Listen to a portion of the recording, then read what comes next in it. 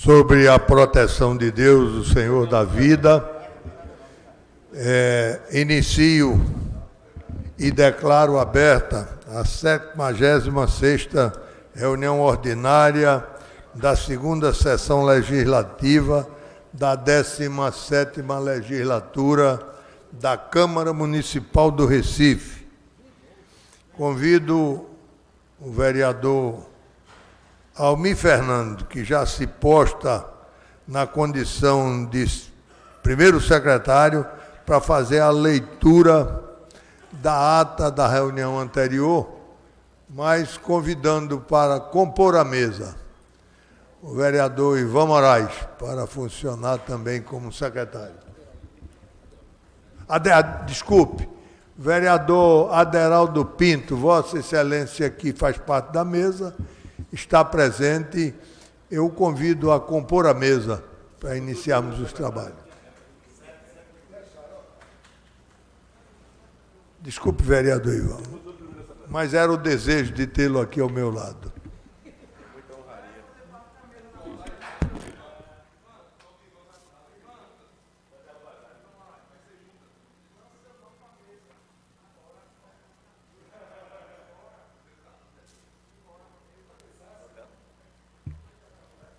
Ata da 75ª reunião ordinária do segundo período da segunda sessão legislativa da 17ª legislatura, realizada no dia 9 de outubro de 2018, presidência dos excelentíssimos senhores vereadores Eduardo Marques, Carlos Gueiros e Almir Fernando. Aos 9 dias do mês de outubro do ano 2018, às 15 horas, na Sala João Negro Monte Filho, Sala das Sessões, no andar terra da Casa Mariano, situada na Rua Princesa Isabel, número 410, no bairro da Boa Vista, nessa cidade do Recife, capital do estado de Pernambuco, reuniu-se a Câmara Municipal do Recife sob a presidência do vereador Eduardo Marques, ocupar o primeiro e segunda secretaria, respectivamente, os vereadores Carlos Gueiros e Antônio Luiz Neto, contando com a presença dos demais vereadores membros desse poder. Havendo número legal, o senhor presidente declarou aberto os trabalhos, solicitando ao segundo secretário que procedesse à leitura da ata da reunião anterior, o que foi feito. Submetida à apreciação do plenário, ela foi aprovada sem restrição. Dando prosseguimento aos trabalhos, o senhor presidente solicitou ao primeiro secretário que procedesse à leitura do expediente do dia, do qual constarem as seguintes matérias: requerimentos de número 5015 e 5016 de 2018, de autoria do vereador Amaro Cipriano Maguari.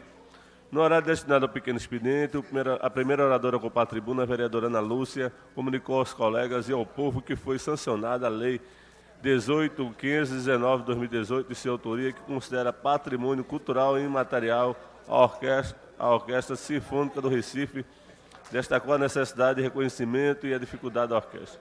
Próximo orador a ocupar a tribuna, é o vereador Renato Antunes. Publicamente registrou seus votos de aplauso aos vereadores desta casa que se reelegeram como deputado estadual e federal. Próximo orador a ocupar a tribuna é o vereador Heriberto Rafael e o vereador Rodrigo Coutinho, pelo sucesso da eleição de seus pais. O senhor presidente determinou ao segundo secretário que procedesse à chamada regimental, a oportunidade que foram registradas as presenças dos senhores vereadores membros desse poder. Em seguida, o senhor presidente submeteu ao plenário a pauta da ordem do dia, da qual constaram as seguintes matérias: discussão única do requerimento 4996 de 2018, de autoria do vereador Gilberto Alves, foi aprovado. Discussão única do requerimento de número 4997 de 2018, de autoria da vereadora Natália de Menudo, foi aprovado. Discussão única do requerimento 5.000 de 2018, de autoria da vereadora Natália de Menudo, foi aprovado. Discussão única do requerimento de número 5.002 de 2018, de autoria do vereador Aderaldo Pinto, foi aprovado. Discussão única do requerimento de número 5005 de 2018, de autoria do vereador Aderaldo Pinto, foi aprovado. Discussão única do requerimento de número 5009 de 2018, de autoria do vereador Jaime Asfora, foi aprovado. Discussão única do requerimento 5011 de 2018, de autoria da vereadora Aline Mariano, foi aprovado. Discussão única do requerimento de número 5014 de 2018, de autoria da vereadora Aline Mariano, foi aprovado. Discussão única do requerimento 5016 de 2018, de autoria do vereador Amaro Cipriano Maguari, foi aprovado. Discussão única do requerimento 5017 de 2018, de autoria do vereador Heriberto Rafael, foi aprovado. No horário destinado ao grande expediente, o primeiro orador com a tribuna, vereador André Regis, deixou registrado nos anais desta casa os seus agradecimentos aos eleitores que lhe confiaram o voto nesta eleição. Está com sentimento de dever cumprido, destacou a importância da alfabetização na idade certa e repercutiu a derrota do senador Cristóvão Buarque, que vai fazer falta para defender a principal reforma que o Brasil precisa. Falou que houve renovação no Congresso Nacional, que essa renovação tem tudo a ver com a Operação Lava Jato e que a resposta foi dada pela população.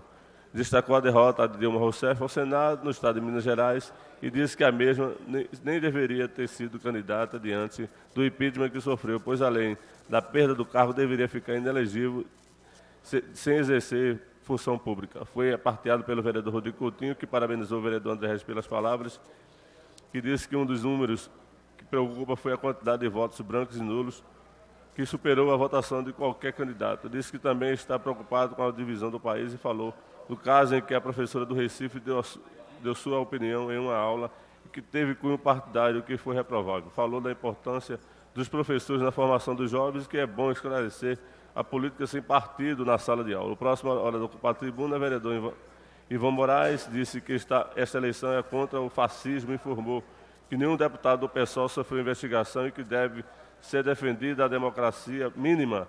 Repercutiu a audiência pública realizada no dia hoje às 9 horas e falou dos 34 milhões de reais na conta da Prefeitura que não estão detalhados no portal da transparência. Assumiu a presidência do trabalho, o vereador Carlos Gueiro foi aparteado pelos vereadores Rodrigo Coutinho, que parabenizou o vereador Moraes pela fiscalização do Executivo, retornou ao contexto nacional do segundo turno e reproduziu a fala do candidato Bolsonaro, que disse que ser escravo da Constituição Federal.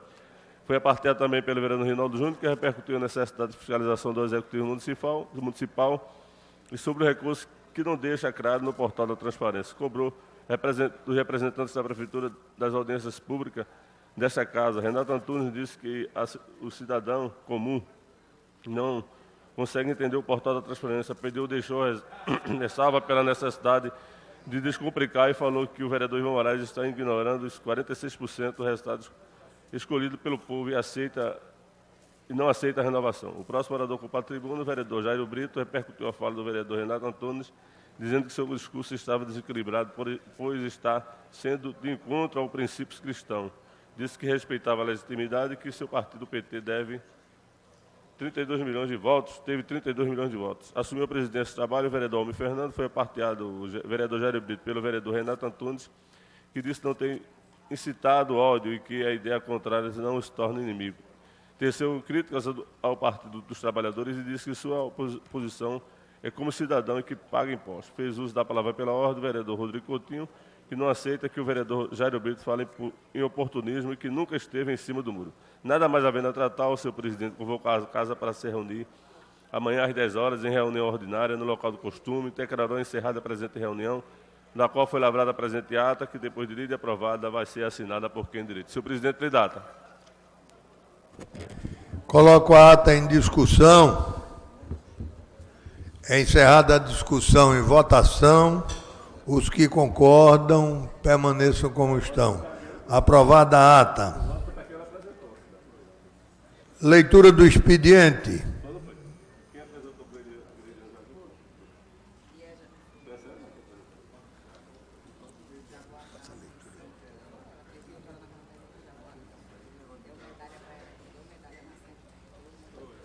Requerimento de número 5018/2018, de autoria do vereador Ivan Moraes.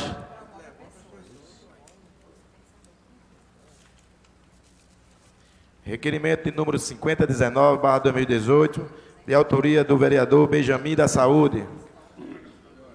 Requerimento de número 5020/2018, também do vereador Benjamin da Saúde. Feita a leitura do expediente, passo agora a dar início ao pequeno expediente, convidando pela ordem de inscrição os senhores vereadores. E o primeiro deles é o vereador Ivan Moraes. Vossa Excelência tem os 5 minutos regimentais. Boa tarde, senhoras e senhores, vereadoras e vereadores. Boa tarde, senhor presidente. Boa tarde, colegas da imprensa e as pessoas que assistem a nossa sessão a partir das galerias. Eu ontem falava da importância de a gente continuar defendendo o processo democrático, continuar defendendo o caminho rumo à democracia, continuar defendendo que a gente tenha a soberania do povo decidido nas urnas e continuar defendendo que essa soberania não seja imposta e que as discussões no campo da disputa político-partidária não sejam discussões realizadas com violência. E a gente ressaltou que nesse segundo turno está havendo um acirramento muito grande dos ânimos, especialmente de um dos lados envolvidos, e que tem pipocado, que tem gerado uma grande quantidade de episódios que precisam chamar a atenção de todas as pessoas republicanas, independente de serem de esquerda, de direita, de centro, de baixo, de cima, de ladinho. Eu acho que a gente precisa se preocupar, porque o que está acontecendo no Brasil é sério. E as principais vítimas dessa violência relacionada com o momento político que a gente vive são mulheres, são pessoas negras e são pessoas da população LGBT. Uma amiga minha, que está no Recife, estava andando de ônibus ontem e ouviu uma pessoa levantar-se do ônibus e gritar: quando ele ganhar, nós vamos matar mulheres. E esse tipo de coisa não pode ser tolerada, vereador Almir Fernando. Eu amanheço sabendo que existe agora um mapa da violência eleitoral que está sendo realizado pelo pesquisador Haroldo Cerávolo, é um pesquisador que já foi repórter da Folha de São Paulo, e ele está somando fatos, ele está somando relatos sobre violência relacionada à disputa eleitoral que acontece em vários lugares do país. Ele tem se embasado tanto em boletins de ocorrência na polícia, quanto em notícias publicadas por meios de comunicação comerciais da mídia tradicional, ou seja, meios de comunicação cujas fontes nós podemos acessar. Amanheceu hoje este mapa, que trata de episódios de violência que acontecem a partir do dia 1º de outubro. Amanhecemos hoje com 36 casos por todo o Brasil, desde casos de assassinato, como aconteceu em Salvador, o mestre de capoeira, o mestre Moa, foi assassinado com 12 facadas, depois de bater boca com um apoiador do candidato do PSL, até denúncias de ameaça de morte com arma de fogo, como aconteceu com uma pessoa que trabalhava, inclusive, na campanha do Guilherme Boulos, o candidato que eu defendi, que foi colocada num carro e ameaçada de morte por arma de fogo. São 36 relatos. Relatos de, por exemplo, como aconteceu na Universidade do Paraná, em que uma pessoa, um estudante, porque estava com um boné do Movimento dos Trabalhadores e Trabalhadoras Sem Teto, sem terra, o MST, foi cercado por diversas pessoas que se diziam apoiadores, e apoiadores, todos homens, da campanha do militar reformado, que hoje é candidato pelo PSL, e ele foi agredido com murros e, inclusive, com uma garrafada na cabeça. Então, este tipo de comportamento não pode ser atribuído a qualquer prática democrática. Este tipo de comportamento, esse tipo de atitude, legitimada por uma candidatura que não se importa com isso, porque foi questionado, o candidato do PSL foi questionado sobre o grande número de episódios envolvendo violência que são protagonizados por seus apoiadores. E ele disse: são pessoas demais que me apoiam, eu não posso controlá-los. Ora, eu não posso controlá-los, mas eu posso, depois de ter eu mesmo passado por um episódio de violência reprovável, que inclusive o agressor está preso e deve ser penalizado, tirar uma foto no hospital fazendo o sinal da arma de fogo. Como não só ele, mas muitos apoiadores deste candidato têm feito. Um exemplo, inclusive, de professores universitários, apontando como se fosse metralhadora para alunos e alunas que faziam protesto contra o fascismo, a favor da democracia. Então, esta é mais uma vez que venho a essa tribuna. Virei outras vezes nas próximas 3 semanas para chamar a atenção de cada parlamentar que está aqui hoje, para dizer que está em jogo o destino do nosso país. E esse destino do nosso país não pode sofrer por conta de intrigas pessoais, por conta de rixas históricas, por conta de um certo nojinho que alguns e algumas partidariamente querem impor a todo um campo de esquerda. É tempo de conversar, vereadores. É tempo de a gente colocar nossas divergências na mesa. para que a gente saiba onde é que a gente pode convergir. Mas a gente jamais poderá convergir, a gente jamais poderá construir uma nova política, a gente jamais poderá construir um país mais justo, um país sem violência, um país sem homofobia, um país sem machismo, um país sem o extermínio da juventude negra, se a gente não tiver a capacidade de admitir nossos equívocos, e se a gente não tiver a capacidade de olhar um para a cara do outro e achar as alternativas, as soluções para o nosso país, que não passem por processos autoritários, que não passem por processos de imposição, que não passem por nenhum processo de violência, seja antes, seja depois do nosso voto dado nas urnas. Muito obrigado. Obrigado, vereador. Convido o segundo vereador inscrito, vereador André Regis.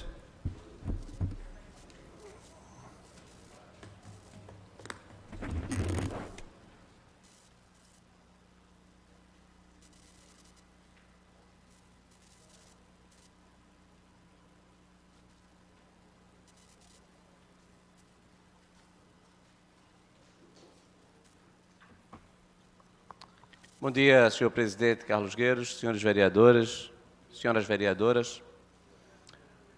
Antes de, inclusive, fazer uso da palavra para o meu pronunciamento pretendido, eu gostaria até de fazer um apelo, de fato, a todos, de que o clima seja de cordialidade nas eleições, de respeito, como colocado pelo vereador Ivan Moraes, inclusive porque ontem, na Universidade Federal de Pernambuco, houve agressões a professor, a alunos, a visitantes que estavam assistindo a um filme intitulado Bonifácio, o Fundador do Brasil, um filme que conta a história de José Bonifácio de Andrade e que utiliza uma chamada teoria das camadas da personalidade do filósofo Olavo Carvalho e existe. Como havia presença de alunos ou de participantes do evento com a camisa de Jair Bolsonaro, houve aí hostilidade e agressão a quem estava assistindo e também ao professor. É inaceitável que haja perda do diálogo, haja perda do confronto das ideias.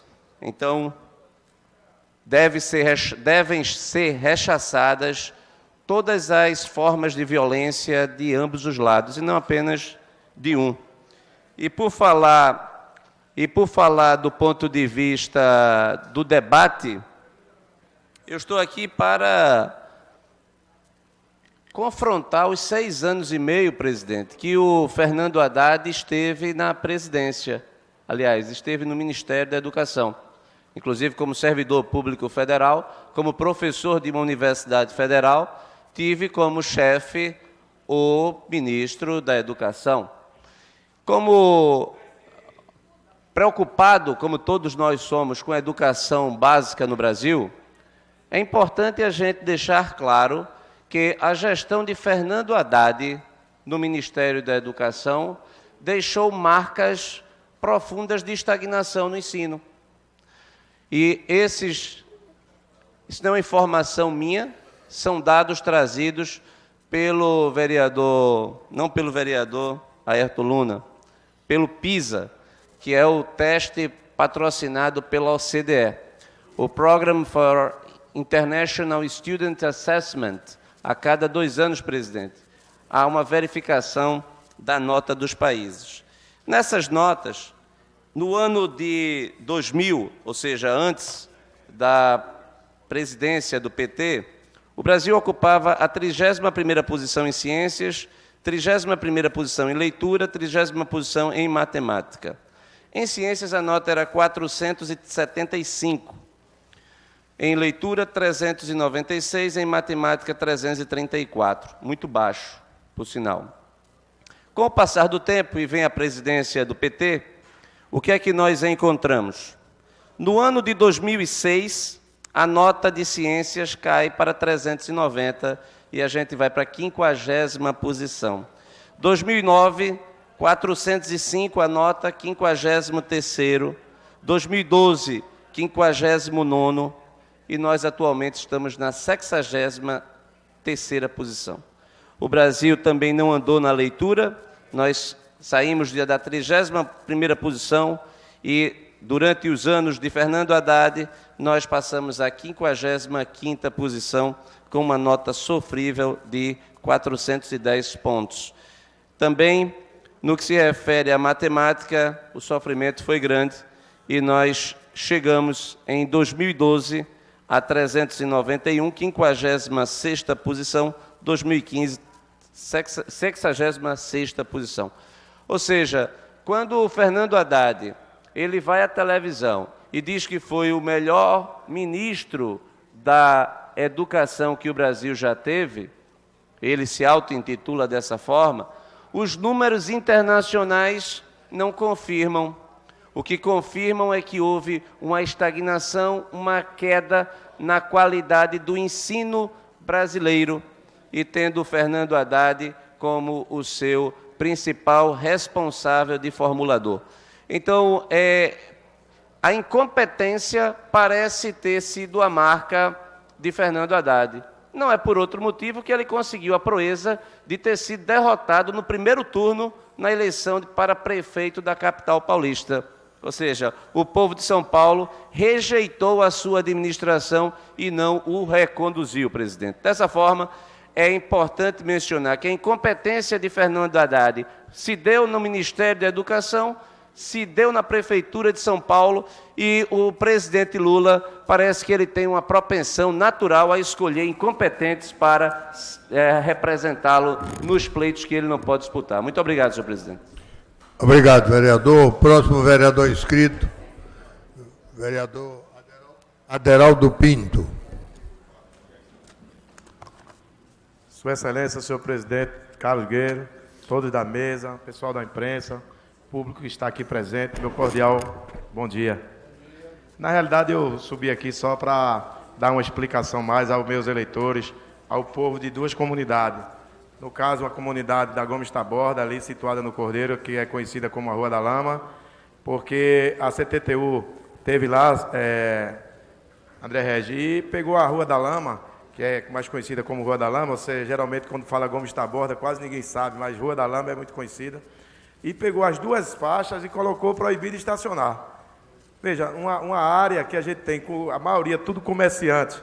Por exemplo, eu tinha um armazém de construção ali. Como é que a gente vai descarregar 300 sacos de cimento, botando o caminhão na rua de frente, carregado de saco em saco, atravessando a avenida? Mas eu fui lá, falei com Tassiana, a presidente da CTTU, e ela mandou uma equipe lá para fazer os estudos, para mudar, para ver se coloca só um lado como proibido estacionar, porque não pode estar os dois lados como proibido estacionar.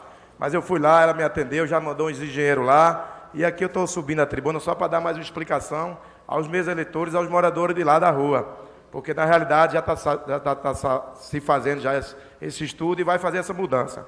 No outro caso também, também afirmar ao secretário doutor Roberto Guzmão da Enlurbe, que o campo do 15, ali na Avenida do Forte, que era sempre pedido tanto a mim e agora também como Júnior Bocão, a gente está nessa luta, que a gente conseguiu também, que vamos construir lá vestiária lá no campo do 15.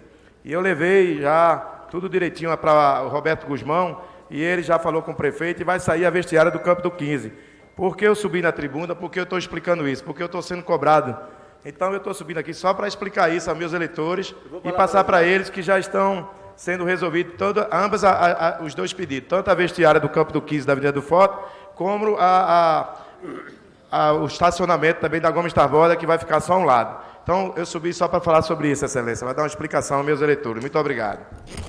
Obrigado, vereador. E essa tribuna tem também essa finalidade. Meus parabéns. Vereador Almir Fernando, próximo vereador a usar a tribuna. Senhor presidente, senhores vereadores, senhoras vereadoras, bom dia. Antes de falar sobre o motivo que vim aqui à tribuna, eu queria dizer ao vereador Aderaldo Pinto, pode contar com meu mandato para que a gente possa também cobrar da Prefeitura, já que essa é uma das nossas bandeiras de luta, a requalificação dos campos de vaso na cidade do Recife, não só na minha área de atuação, mas em todo o Recife, né?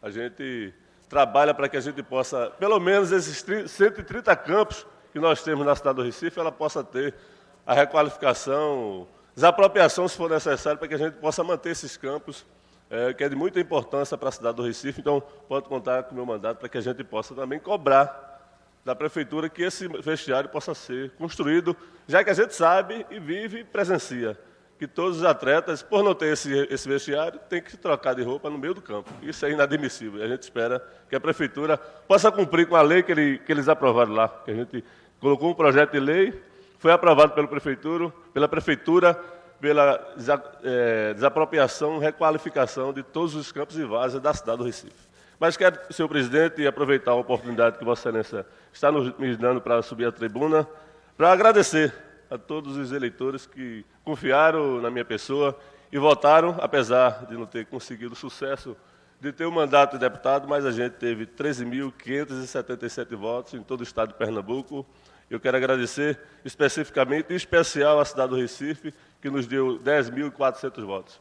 E na área de atuação que eu tenho lá, a gente conseguiu, desses 13.000, dos 10.400 do Recife, 7.000 tivemos na nossa área de atuação, na Zona Norte, onde a gente estava querendo muito esse mandato para cobrar algumas questões que estão muito ligadas ao governo do Estado. Mas eu não vou deixar de cobrar aqui dessa tribuna, que a gente reconhece que é a nossa caixa de ressonância, não vou deixar de cobrar. Teríamos muito mais força para cobrar, porque estaríamos próximos do governo do Estado, que são questões que estão ligadas ao governo do Estado, que eu tenho cobrado muito aqui, e que a gente continua com as mesmas dificuldades, mesmo tendo feito audiência pública, tendo feito reunião com a Compesa, e cobrando do governo do Estado, tivemos a promessa dos investimentos de mais de 40 milhões para melhorar o abastecimento de água da Zona Norte, e infelizmente ainda não chegou. E esse mandato de deputado nos ajudaria muito, porque a Compesa está ligada ao governo do Estado. Nós teríamos muito mais força para cobrar, mas não conseguimos. A nossa luta ela vai continuar, a cobrança ela vai continuar, a promessa foi feita e nós não iremos nos cansar, não iremos cansar de cobrar, para que, enquanto a gente não conseguir a regularização do abastecimento da Zona Norte da cidade do Recife, todos os altos, Bonifácio, Alto da Serrinha, o Morro da Conceição, Alto José do Pinho, Alto Santa Isabel, Alto do Mandu, enfim, toda a Zona Norte está sofrendo com essa falta d'água, com a manutenção e com a reparação das suas tubulações, das suas válvulas, das suas bombas, que infelizmente, vereadora Michele Colles, o próprio funcionário disse que não tem nenhuma bomba d'água para poder ter como reserva, para quando quebrar uma, colocar outra. Então, se tem esse dinheiro, se foi feita a licitação, por que não começou ainda esse trabalho? Então, a gente não vai cansar de cobrar, mesmo sendo aliado, e agora espero que tenha um reforço, já que o nosso partido, o PCdoB, conseguiu eleger a vice-governadora. Espero que seja importante, né? Que a gente possa ter esse instrumento a mais do nosso partido, tendo a nossa vice-governadora para ajudar a Zona Norte definitivamente a acabar com essa falta d'água que tanto atormenta a população e que a gente tem sofrido muito. E eu tenho dito ao pessoal que muito me cobra. A água que chega para a casa de vocês, eu não tenho uma tubulação só para mim, não. A tubulação que vai para os moradores do Bonifácio e de toda a Zona Norte é a mesma que vai para a minha casa. Então, se está faltando para os moradores de lá, também falta para mim. Eu também tenho sofrido e nós vamos continuar cobrando, não só por mim, mas principalmente por toda a população. Então, a gente vai continuar nessa luta. Agradeço os eleitores, todos aqueles que confiaram para que eu pudesse ter o mandato na Assembleia Legislativa. Infelizmente, não conseguimos, mas a nossa luta ela continua aqui na Câmara Municipal do Recife, não só com relação ao abastecimento de água, mas o transporte coletivo, que, infelizmente, a Grande Recife não tem dado a resposta ao transporte coletivo que o povo necessita. E a gente vai continuar nessa luta aqui, cobrando, até porque eles prometem e não cumprem. Com relação também à segurança pública, finalizo, senhor presidente, dizendo, apesar de ser presidente da Comissão de Segurança, de ter convocado aqui diversas vezes o secretário de Segurança, espero que o governador até mude, né? Mude esse modelo de segurança que ele está aí, com outro secretário, porque infelizmente o que está aí não está agradando. A gente votou, deu mais esse voto de confiança, mas a gente não vai deixar de cobrar aqui dessa tribuna que a gente possa melhorar o abastecimento, que a gente possa melhorar o transporte coletivo e a segurança. Feito disso, mesmo sendo presidente da Comissão de Segurança, convidei por várias vezes o secretário de Segurança e numa das vezes o secretário de Defesa Social. E numa das vezes ele chegou aqui. Mas a gente vai insistir, vai continuar, esperando que um dia a gente possa amenizar, que não sabe que não vai resolver, mas que amenize essas situações. Muito obrigado, senhor presidente. Obrigado, vereador. Convido a última vereadora inscrita, a vereadora Michele Colles.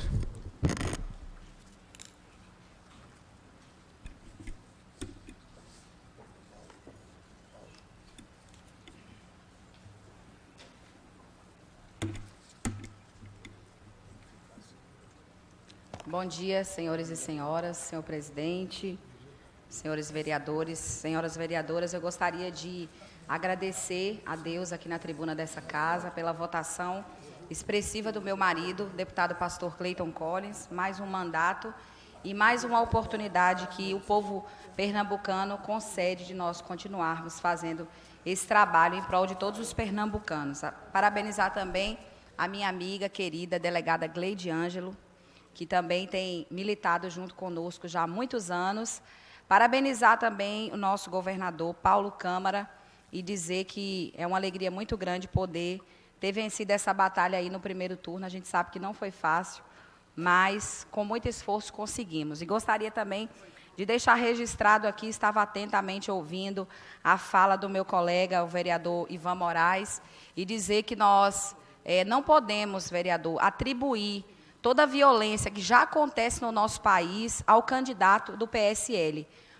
Sabemos que, infelizmente, existe um grande número de fake news na internet, notícias falsas, e, além de tudo, existem também pessoas da oposição que estão fazendo alguns gestos, alguns atos, e estão condenando o outro lado. Então, está uma questão realmente pessoal, e nós não podemos levar isso dessa forma, porque existe, sim, violência, existe gestos do outro lado também, e atribuindo ao lado da direita. E nós também temos que ter esse cuidado na hora de falar sobre esse assunto e ter as informações corretas, precisas e fontes seguras, para que a gente não possa ser levado por informações caluniosas que circulam. Mas eu gostaria de dizer que nós começamos ontem, na cidade do Recife, a Semana da Mulher Empreendedora. É uma lei, na nossa autoria, a Lei 18.221, de 2016, que cria a Semana Municipal da Mulher Empreendedora na cidade do Recife.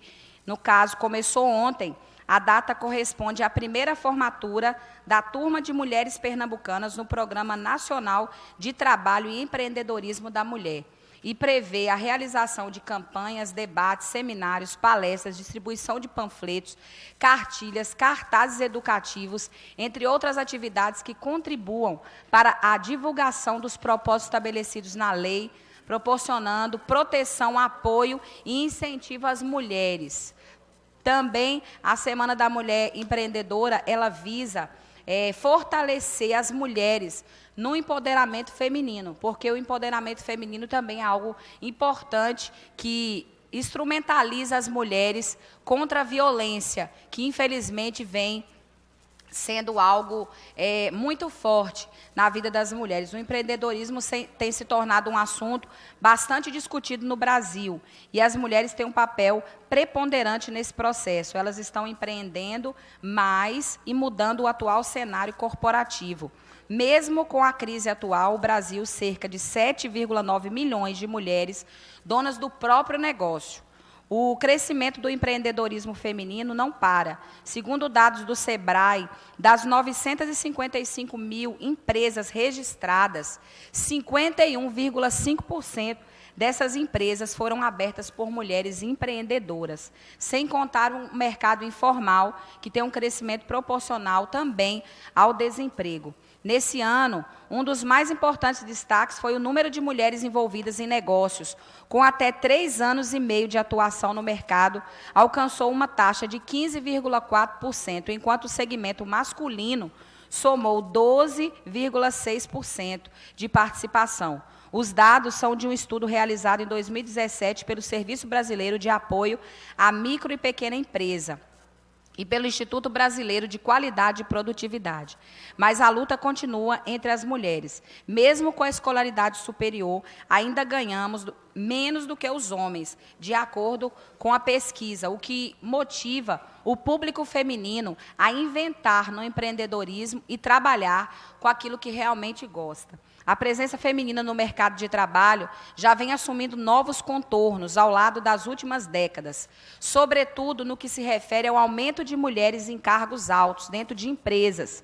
De acordo com dados do IBGE, as mulheres ocupam 37% dos cargos de chefia.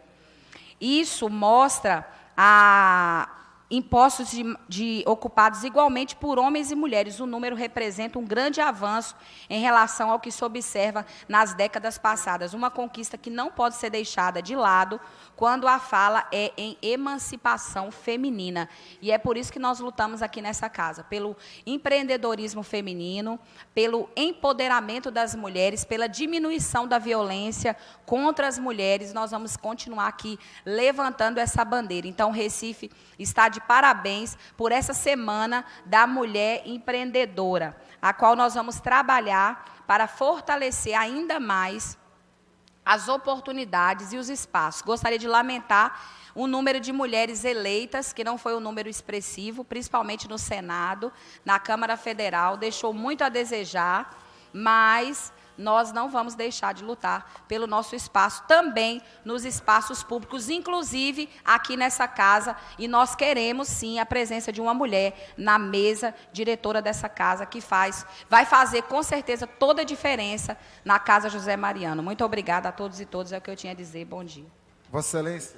Obrigado, vereadora. Vossa Excelência, pela ordem. Pois não, Vossa Excelência tem... Por gentileza, só para que fique registrado em ata, que eu, quando falei na tribuna, eu me referi a 36 casos mapeados pelo pesquisador Haroldo Cerávulo. Todos esses 36 casos relatados através de boletim de ocorrência ou fontes da mídia tradicional. É